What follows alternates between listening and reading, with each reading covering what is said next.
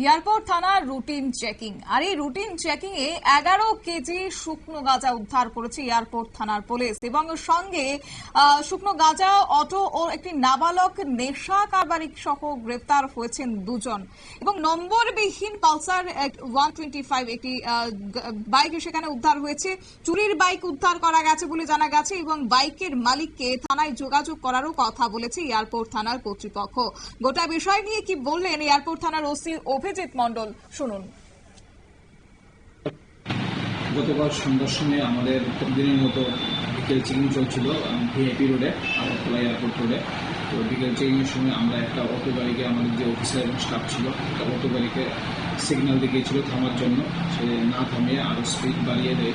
তখন আমাদের যে অফিসার এবং স্টাফ ছিল ওর পিছে ধাওয়া করে ওকে।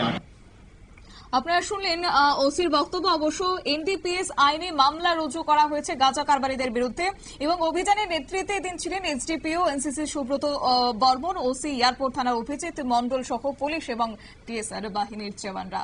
নিয়ে নিচ্ছি ছোট্ট একটি বিজ্ঞাপন, বিরতির সঙ্গে থাকুন।